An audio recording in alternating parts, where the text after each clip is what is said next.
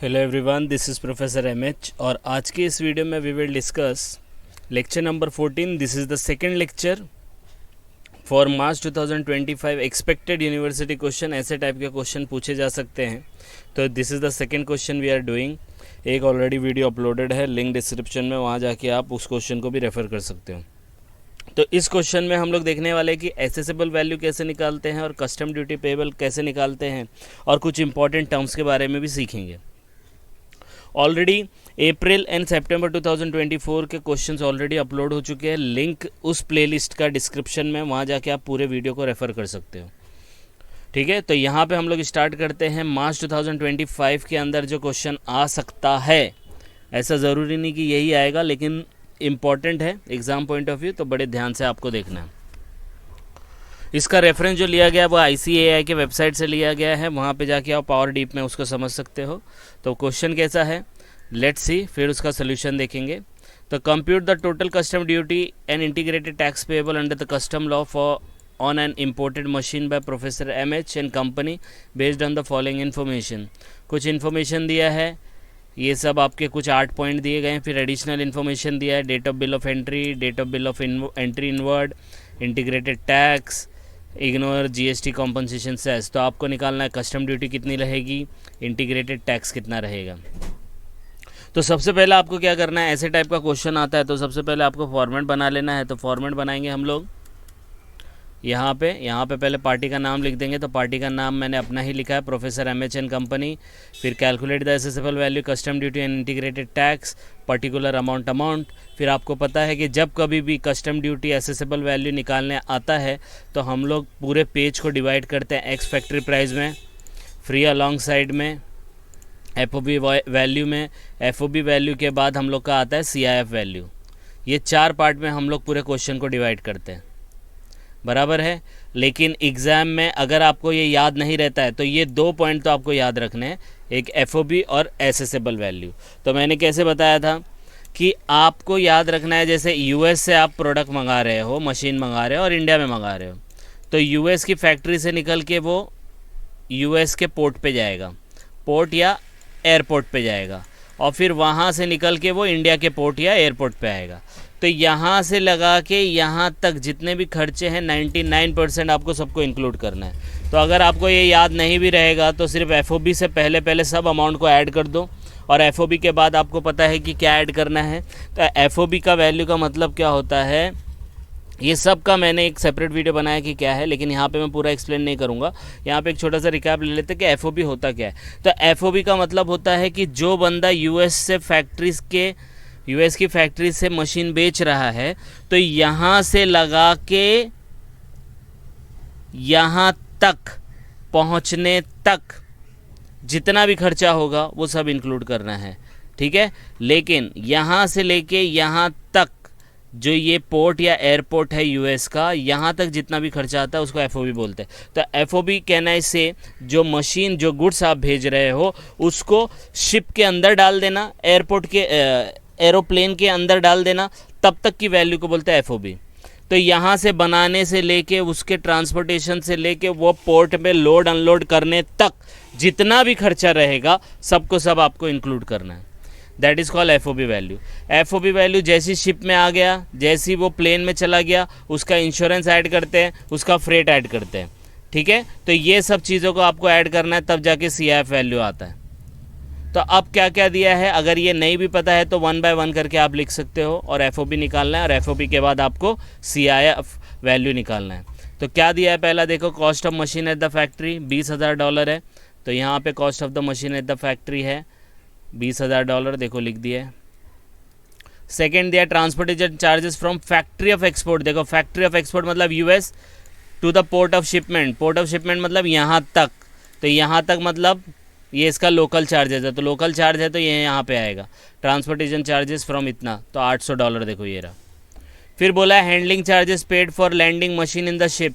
Ship के अंदर machine में हैंडलिंग चार्जेस जा रहा है, तो हैंडलिंग चार्जेस आप पे कर रहे हो। तो हैंडलिंग चार्जेस कब पे कर रहे हो, फैक्ट्री से माल निकल गया, लोकल टैक्स भरा, लोकल ट्रांसपोर्ट भरा, फ्री अलॉन्ग साइड हो गया, फ्री अलॉन्ग साइड हो गया, उसके बाद आप हैंडलिंग चार्जेस पे करते हो शिप के अंदर डालने पे। क्योंकि FOB का मतलब क्या है, FOB का मतलब है फैक्ट्री से माल निकला, फैक्ट्री से माल निकला, फैक्ट्री से माल निकलने तक, पोर्ट तक पहुंचने तक जितना भी आएगा सब इधर आ जाएगा। तो देखो $50 ये भी हम लोग ने लिख लिया। फिर क्या दिया है, freight charges for exporting country to India, India में एक्सपोर्ट करने तक फ्रेट चार्जेस पे किया है। तो इंडिया मतलब आप कहाँ पे खड़े हो, यहाँ पे आप खड़े हो, तो यहाँ से खड़े होके यहाँ करोगे तो ये FOB के बाद आएगा। तो FOB में आपको 2-3 चीज़ें ऐड करनी है, एक तो फ्रेट ऐड करना पड़ता है और एक इंश्योरेंस ऐड करना पड़ता है। फ्रेट में मैंने बताया था, ये कैलकुलेशन याद रखना, अगर एयर का केस रहता है तो 20% से ज़्यादा नहीं होना चाहिए और अदर केस में जो एक्चुअल रहेगा वो, और इंश्योरेंस चार्जेस जो होता है वो एक्चुअल लेने का, अगर नहीं दिया है तो 1.125% ऑफ FOB लेने का। तो FOB के बाद ये 2 आइटम तो लिख ही देने का, ठीक है। तो ये जो फ्रेट चार्जेस है एक्सपोर्टिंग कंट्री टू इंडिया, ये $5000 है, तो ये सी फ्रेट में आ जाएगा। देखो लिख दिया $5000, ठीक है। तो आपने ये 4 अमाउंट लिख लिए, ठीक है, ये 4 अमाउंट आपने यहाँ पे लिख लिए। तो ये 4 अमाउंट आपके हो गए।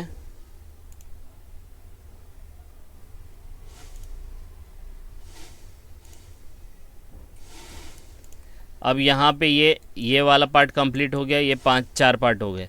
अब 5वां क्या है, बाइंग कमीशन। अब देखो ये जो बाइंग कमीशन है ये एग्ज़ाम में आने के चांसेस मुझे लग रहे हैं।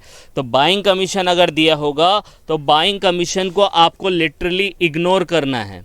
क्या करना है, इग्नोर करना है। ये 5000 तक आपने लिख दिया, $1000 है, सॉरी $100 है buying commission, is not part of assessable value, ठीक है। लेकिन आप बोलेंगे सर प्रीवियसली एक क्वेश्चन आया था उसमें तो आपने लिया था, तो ये वाला क्वेश्चन था वो जहाँ पे सेलिंग कमीशन दिया था। तो सेलिंग कमीशन लोकल एजेंट को आप पे करोगे तो वो इंक्लूड करने का, लेकिन ये जो बाइंग कमीशन है ये इंक्लूड नहीं करने का। बोलेंगे सर दोनों में फ़र्क क्या है, दोनों में बहुत फ़र्क है।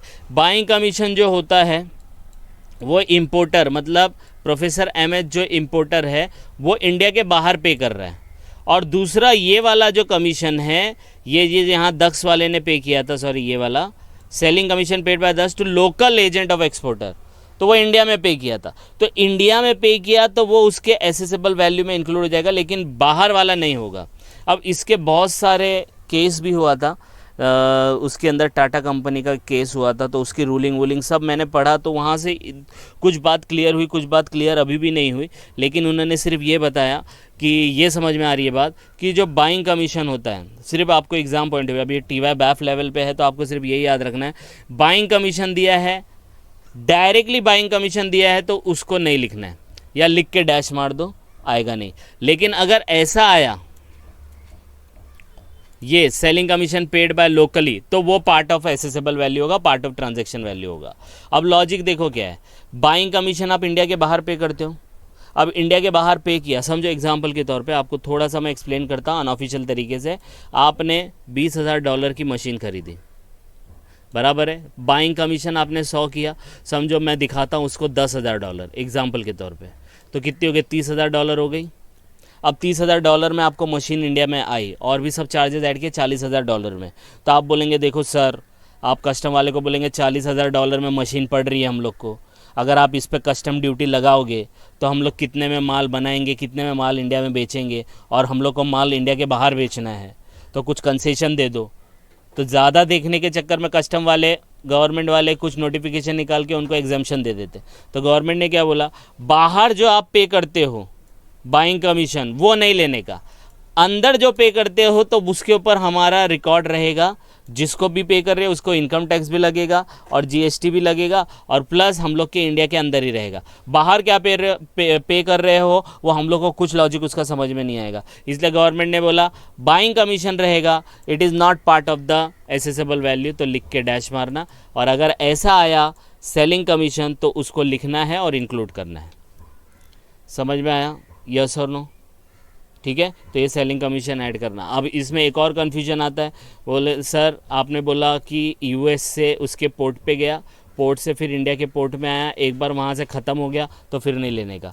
अब ये जो सेलिंग कमीशन आप बोल रहे हो ये लोकल एजेंट को पे किया है, ठीक है, तो इसमें तो कस्टम वाले का इन्वॉल्वमेंट ही नहीं हुआ। येस मैं मानता हूँ कस्टम वाले का इन्वॉल्वमेंट नहीं हुआ, लेकिन ये मशीन आने से पहले का खर्चा है ना, सेलिंग कमीशन मशीन आने से पहले का खर्चा है तो इंक्लूड करो। और क्यों इंक्लूड करो? क्योंकि ये लोकली पे किया है।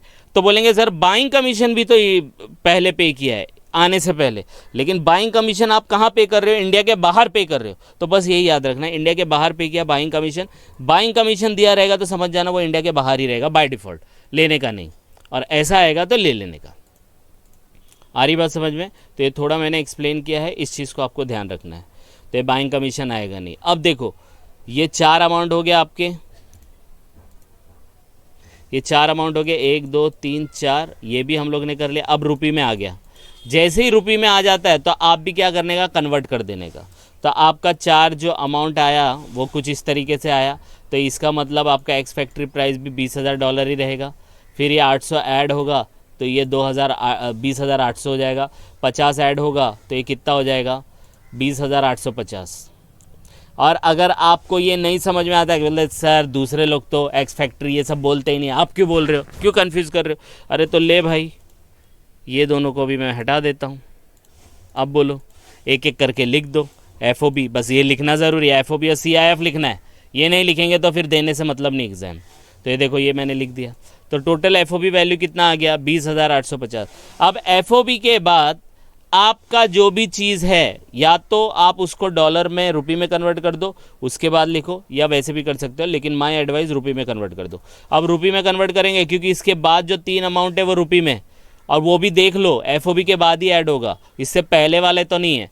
तो देखो पहला lighterage charges, ship demurrage charges, freight. तो ये सब क्या है, ये एक बार यहाँ US से था, यहाँ इंडिया था, यहाँ पोर्ट था, तो USA से पोर्ट में, पोर्ट से इंडिया में, बराबर ऐसे ही गया था ना। तो यहाँ तक पहुँचने तक ही ये सब खर्चे। लाइटरेज चार्जेस मैंने बताया था, लाइटरेज चार्जेस मतलब जब आपका कोई माल बड़ी शिप में आ रहा है तो बड़ी शिप से छोटे शिप में कन्वर्ट करना, छोटे से बड़े में करना, उसको लाइटरेज चार्जेस बोलते हैं। तो वो पोर्ट पे ही होता है, एयरपोर्ट पे ही होता है।